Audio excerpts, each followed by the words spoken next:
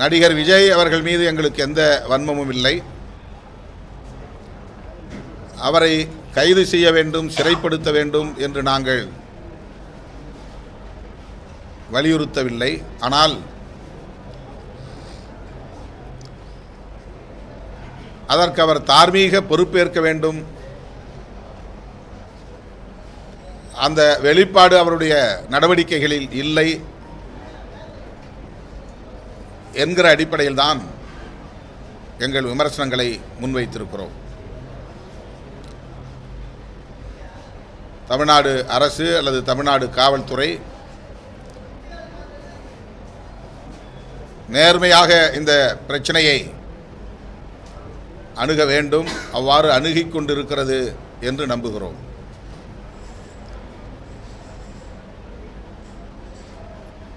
அருணா ஜெகதீசன் அவர்களின் நீதியரசர் அவர்களின் தலைமையில் விசாரணை ஆணையம் அமைத்திருப்பதும், இப்போது காவல் உயரதிகாரி அஸ்ரா கார்க் அவர்களின் தலைமையில் ஒரு சிறப்பு புலனாய்வு குழுவை அமைத்திருப்பதும்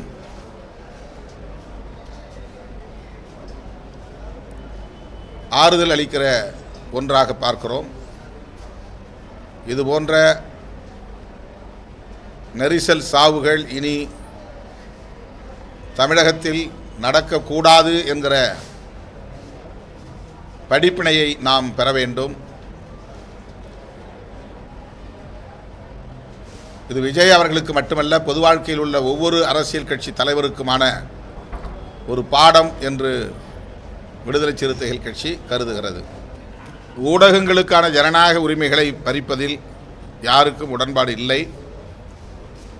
முதலமைச்சர் அவர்களின் கவனத்திற்கு இது போயிருக்கும் என்று நான் நம்புகிறேன். உடனடியாக புதிய தலைமுறைக்கு நீதி கிடைக்க அவர் உரிய நடவடிக்கைகளை மேற்கொள்வார், அந்த ஜனநாயக உரிமையை பாதுகாப்பார் என்று பெரிதும் நம்புகிறேன். நேற்றுக்கு அண்ணாமலை பாஜகவுடைய முன்னாள் மாநில தலைவர் அண்ணாமலை என்ன பேசுறாங்கன்னா, விசிகால நிறைய பேர் வெளியேறாங்க, வெளியேறத பொறுத்துக்கொள்ள முடியாம வைத்தறிச்சல தான் விஜய் மீதும் மத்திய அரசு மீதும் நீங்க விமர்சனம் வைக்கிறதா உங்க கடுமையான குற்றச்சாட்டு அண்ணாமலை வச்சிருக்காரு. அவர்கள் செய்கிற சூதாட்டத்தை நாங்கள் அம்பலப்படுத்திவிட்டோம் என்கிற வயிற்றெரிச்சலில் அவர் இல்லாத பொல்லாத கட்டுக்கதைகளை அவிழ்த்து விடுகிறார். விடுதலை சிறுத்தைகள் கட்சியை அவ்வளவு இலகுவாக எவராலும் சிதறடித்து விட முடியாது.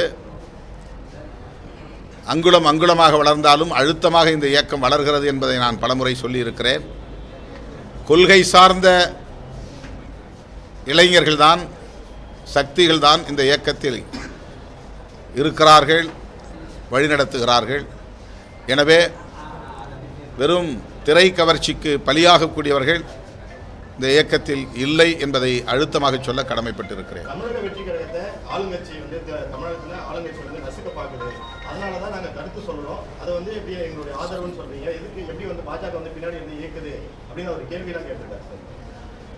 ஒரு கட்சியை நசுக்கக்குள்ள பாஜக காரர்களுக்கு உண்மையிலேயே, பாஜகவினருக்கு உண்மையிலேயே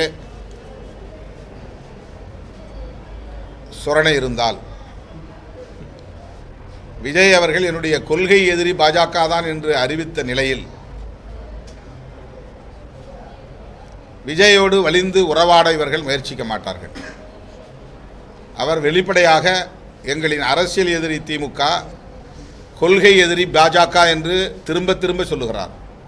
நீங்கள் பேசுகிற கொள்கையில் அவருக்கு உடன்பாடு இல்லை, உங்களை எதிரி என்று அவர் பிரகடனப்படுத்தி இருக்கிறார். பிறகு எந்த அடிப்படையில், எந்த முகத்தை வைத்துக்கொண்டு அவருக்கு நீங்கள் ஆதரவு தருகிறீர்கள்? என்ன நடக்குது? அந்த கட்சிக்கு எதிராக என்ன நடக்குது? மக்கள் பேசுறாங்க, யாரும் அவங்க மேல குற்றம் சொல்லல. கருத்து சொல்றதுக்கு எல்லாருக்கும் உரிமை இருக்கிறது. ஆனா அவங்க இதை திரித்து பேச பார்க்கிறார்கள். அதாவது ஸ்டாம்பீட் அப்படிங்கிற ஆங்கில சொல்லுக்கு என்ன பொருள்? நெரிசலில் சிக்கி உயிரிழந்தார்கள் அப்படின்னு தான் அதுக்கு பொருள். அடுத்த நாளே எல்லா ஆங்கில ஏடுகளிலும் ஸ்டாம்பீடுன்னு தான் வந்துச்சு. தமிழ்நாட்டினுடைய முதலமைச்சர் இப்படி போடுங்கன்னு சொல்லலை. அவங்க எப்படி போட்டாங்க? அதை நெரிசல் சாவு என்பது வேறு யாராவது வெளிப்புறத்திலிருந்து ஏற்படுத்த முடியுமா? அந்த இயக்கத்தை சார்ந்தவர்களே ஒரே இடத்திலே கூடுதலாக திரண்டு மணிக்கணக்கில் காத்திருந்ததன் விளைவாக ஏற்பட்ட ஒரு சாவு அது. அதை திட்டமிட்டு ஒரு கொலை நடந்ததைப் போல வெளிப்புற சக்திகள் அதில் ஏதோ தூண்டுதல் செய்து வன்முறை நடந்து அதனால் பலியானார்கள் என்பதைப் போல திரித்து பேசுகிற முயற்சியை பாஜக ஏன் மேற்கொள்கிறது? சார், அப்படி நீங்க சொல்ற மாதிரி அந்த குற்றச்சாட்டை பிரேமலதா விஜயகாந்த் வச்சிருக்காங்க. அந்த கூட்ட நெரிசல்ல ரவுடிகள்லாம் இருந்தாங்க அப்படின்ற குற்றச்சாட்டை கிருஷ்ணகிரியில பேசக்குள்ள வச்சிருக்காங்க. அவங்களும் ஒரு அரசியல் கட்சி தலைவர், அவங்களும் வச்சிருக்காங்க. அதே போல தாவேகா சார்பில் என்ன சொல்றாங்க, எங்களுக்கு போதுமான இடம் கொடுக்கல, நாங்க கேட்ட இடத்த அவங்க கொடுக்கல அப்படின்னு. போதுமான இடம் கொடுக்கலன்னா நீங்க ஏன் நடத்துறீங்க? அந்த இடம் எங்களுக்கு பத்தாதுன்னா நீங்க நடத்த மாட்டேன்னு சொல்ல வேண்டியதானே? அதுக்கு உயர்நீதிமன்றத்தை போய் நீங்கள் அணுகி உரிய இடத்தை வாங்கி நீங்கள் நடத்த வேண்டியதானே? தள்ளி போட வேண்டியதானே? 4 நாள் ஒரு வாரம் தள்ளி போட வேண்டியதானே? உங்களுக்கு தெரியலையா எவ்வளோ பேர் அங்கே ஆட்கள் திரள போகிறாங்கன்னு? அந்த இடத்துல உங்கள் ஆட்களுக்கு இடம் போதாதுன்னு சொன்னால் நீங்கள் தானே முடிவு பண்ணணும். போலீஸ் கட்டாயப்படுத்தினாங்களா? கையெழுத்து வாங்கினாங்களா? ஒப்பந்தம் போட்டாங்களா? நாங்கள் இந்த இடத்துல கொடுக்குறோம், இதில் தான் நீங்கள் நடத்தி ஆகணும், 1 லட்சம் பேர் வந்தாலும் அங்கே தான் நின்னாகணும் அப்படின்னு காவல்துறை ஏதாவது கட்டாயப்படுத்தினாங்களா? உங்களுக்கு தெரியும்லங்க. ஏற்கனவே மதுரையில் மாநாடு நடத்திருக்கீங்க, திருச்சியில் நிகழ்ச்சி நடத்திருக்கிறீங்க, அரியலூர் நாகப்பட்டினம் நிகழ்ச்சி நடத்திருக்கிறீங்க. எத்தனை லட்சம் பேர் வருவாங்கன்னு உங்களுக்கு தெரியும். இந்த இடம் எங்களுக்கு போதாதுன்னா கொடுத்தா கூட வேண்டான்னு சொல்லிட்டு போக வேண்டியதானே? ஒரு வாரம் கழிச்சு நடத்த வேண்டியதானே? உயர்நீதிமன்றத்தை அணுகி இந்த இடம் தான் எங்களுக்கு வேணும், இதுதான் அகலமான பாதைன்னு சொல்லி கேட்டு வாங்க வேண்டியதானே? கரூரில் ஏது அவ்வளோ பெரிய அகலமான 100 அடி சாலை ஏதாவது இருக்கா? 8 வழி சாலை ஏதாவது இருக்கா? இல்லைன்னா பொதுவான இடத்துல ஒரு 5 லட்சம் பேர் கூடக்கூடிய ஒரு பொது இடத்தை தேர்வு பண்ணி எல்லாரும் அங்கே கூட்டி ஒரு நிகழ்ச்சி மாதிரி நடத்த வேண்டியதானே? ஒரு பொதுக்கூட்டமாக மாநாடு நடத்த வேண்டியதானே? தம்பி இது விவாதம் இல்லை தம்பி, கொஸ்டின் மட்டும் அந்த 4 இடமும் தமிழ்நாட்டுக்குள்ள தானே இருக்கு. அந்த 4 இடத்துல ஏன் இவருக்கு திமுக அரசாங்கம் அதுதாங்க திமுக அரசாங்கம் நடத்துகிற இடங்க தானே அந்த 4 இடமும். திமுக அரசாங்கம் அங்கே பண்ணுறதானே அந்த 4 இடத்துல பண்ணியிருக்கலாம்ல? அந்த 4 இடமும் திமுக ஆட்சி நடக்கிற இடம் தானே, தமிழ்நாடு தானே. அப்போவும் தமிழ்நாட்டு முதலமைச்சர் தானே அங்கே இருந்த இவர் தானே முதலமைச்சராக இருந்தார். இந்த காவல்துறை தானே அந்த 4 இடங்களையும் பர்மிஷன் கொடுத்தாங்க. அப்போ அந்த 4 இடத்துல பண்ணியிருக்கலாம் இல்லையா? திருச்சியில் பண்ணியிருக்கலாம் இல்லையா? மரக்கடை சந்தில் பண்ணியிருக்கலாம் இல்லையா? இது அவங்க குறி வைக்கிறது என்னன்னா செந்தில் பாலாஜி மேலே பழிய போடணும். செந்தில் பாலாஜி மேலே ஏன் பழிய போட நினைக்கிறாங்கன்னா, அவர் மேற்கு மண்டலத்தினுடைய பொறுப்பாளராக இருக்கிறாரு. மேற்கு மாவட்டங்களில் அவர் தேர்தல் வேலை செய்ய விடாமல் தடுக்கணுங்கிறது பிஜேபியுடைய நோக்கம். பிஜேபிக்கு மேற்கு மாவட்டங்களில் ஒரு பேஸ் இருக்கிறத அவங்க நம்புகிறாங்க. அப்போ இப்போ செந்தில் பாலாஜி இருந்தார்னா மேற்கு மாவட்டங்களில் தேர்தல் வேலையில் நம்ம வெற்றிகரமாக செய்ய முடியாதுன்னு ஒரு பயம் இருக்குது. அதனால் இந்த பிரச்சனையை செந்தில் பாலாஜி மேலே தூக்கி போடலான்னு நினைக்கிறாங்க. இல்லைன்னா ஏன் இதே சம்பவத்தை செய்யணும்னா திமுகவோட அந்த மாவட்டங்களில் அமைச்சர்கள் இல்லையா? அந்த மாவட்டத்தில் இருக்கிற காவல்துறை திமுக அமைச்சர்கள் சொன்னால் கேட்க மாட்டாங்களா? இந்த மாதிரி திரித்து பேசுறதுனால தான் நம்ம பதில் சொல்ல வேண்டியிருக்கு. பாஜக அதிமுக பிரச்சாரம் தொடங்க போறாங்க. ஒன்றிணைந்து குறிப்பா பாஜக வரக்கூடிய வாரங்கள்ல பிரச்சாரத்தை மேற்கொள்வதற்கான திட்டத்தை முன்வச்சிருக்கிறாங்க. அவங்க இருவரும் சேர்ந்து பிரச்சாரத்துக்கு போகும்போது எப்படி இருக்கு? 2021 இருவரும் சேர்ந்து ஏற்கனவே ஒரு பரீட்சார்த்த முயற்சி நடத்திட்டாங்க. 2021 தேர்தலில் அந்த கூட்டணி வெற்றி பெறவில்லை, மக்கள் அந்த கூட்டணியை ஏற்கவில்லை. அதனால் அவர்கள் படுதோல்வியை சந்தித்தார்கள் என்பதுதான் வரலாறு. இப்போ புதுசாக ஒன்றும் அவங்க சேர்ந்துடல. அதனால் ஒன்றும் பெரிய மாற்றங்கள் இங்கே நிகழ போகிறதில்லை. இந்த கரூர் சம்பவத்தை பொறுத்த வரைக்கும் அந்த என்டிஏ அமைத்த குழு முதலமைச்சர் தான் இதுக்கு ஒரு பொறுப்பு ஏற்கணும்னு சொல்லிட்டு ஒரு கருதி எழுதிருக்காங்க. அதை எப்படி பார்க்குறீங்க? ஒரு அரசியல் கட்சி சார்பில் ஒரு அமைத்த குழு டேரக்டாக முதலமைச்சர் அட்டாக் பண்ணுறது அதுதான் அவங்களுக்கு ஒரு உள்நோக்கம் இருக்குன்னு நாம் சொல்கிறோம்.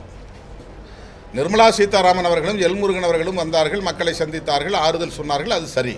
ஒரு அரசியல் கட்சி பாதிக்கப்பட்டவர்களை சந்தித்து ஆறுதல் சொன்னது சரி. எல்லா கட்சியும் போனோம், அது மாதிரி அவங்களும் வந்தாங்க. எதுக்காக ஃபேக்ட் ஃபைண்டிங் கமிட்டி போடுறாங்க? இப்போ அவங்க வாலண்டரியாக உள்ள நுழைஞ்சி ஒரு மூக்க நுழைச்சி ஒரு குழப்பத்தை உருவாக்க முயற்சிக்கிறாங்க. வலிந்து வலிந்து வலிந்து இங்கே அட்மினிஸ்ட்ரேஷன் ஃபெயிலியர் அப்படின்னு அதை பிராண்ட் பண்ண பார்க்குறாங்க. எப்படி 10 நிமிஷத்தில் ஆம்புலன்ஸ் வந்துச்சுன்னு கேள்வி கேட்குறாங்க. இதெல்லாம் எவ்வளோ அரசியல் அறியாமல் எழுப்புகிற கேள்வி இது. 10 நிமிஷத்தில் வந்தால் பாராட்டத்தானே செய்யணும். அமைச்சர்கள்லாம் ஏன் வந்தான்னு கேட்குறாங்க. அமைச்சர்கள் வந்தாங்கனாக்க பொறுப்புணர்வோடு வந்தாங்க. அமைச்சர்கள் வந்ததில் என்ன சந்தேகம் உங்களுக்கு? முதலமைச்சர் ஏன் நள்ளிரவில் வந்தாருனாங்க. அவ்வளவு பொறுப்புணர்வோடு இருக்கிறாரு, தூக்கத்தை கூட பொருட்படுத்தாமல் கிளம்பி நள்ளிரவில் வந்திருக்கிறாருன்னா பாராட்ட தானே செய்யணும். நான் உங்களை கடுமையாக விமர்சித்தாலும் என் தொண்டர்கள் இறந்து போன நேரத்தில் நீங்கள் நள்ளிரவு நேரத்தில் போய் என்னுடைய பாதிக்கப்பட்ட தொண்டர்களுக்கு ஆறுதல் சொன்னதுக்கு நன்றின்ல சொல்லணும் விஜய். உங்களுக்கும் எங்களுக்கும் இடையில் அரசியல் முரண் இருந்தாலும் பகை இருந்தாலும் கூட அதையெல்லாம் நீங்கள் பொருட்படுத்தாமல் எந்த கட்சி தலைவர் தன் தொண்டர்கள் சாக வேண்டும் என்று விரும்புவார்கள் என்று கேள்வி கேட்ட முதல்வரை இதெல்லாம் நீங்கள் பார்க்காம இப்படி சொல்லியிருக்கிறீங்க பெருந்தன்மையோட அப்படின்னு விஜய் பாராட்ட தானே செய்யணும். பாஜக அவரை கையில் எடுத்துக்கிறதுக்கு பகீரத முயற்சிகளை மேற்கொள்கிறது. அவருக்கு நான் சொல்ல விரும்புகிறது என்னென்னா, அவர்கிட்ட ஒரு கிரிமினல் இன்டென்ஷன் இருக்குதுன்னு நான் சொல்ல வரல. அவர் இந்த சதிகார சூழ்ச்சிக்கார அரசியல் சக்திகளிடம் சிக்கி அவர் இது போன்ற பல நெருக்கடிகளை சந்திக்க நேரும். அதிலிருந்து அவர் விடுபட வேண்டும், சுதந்திரமாக இருக்க வேண்டும், சுதந்திரமாக அவர் சிந்திக்க வேண்டும், சுதந்திரமாக அவர் செயல்பட வேண்டும். இது என்னுடைய வேண்டுகோள்.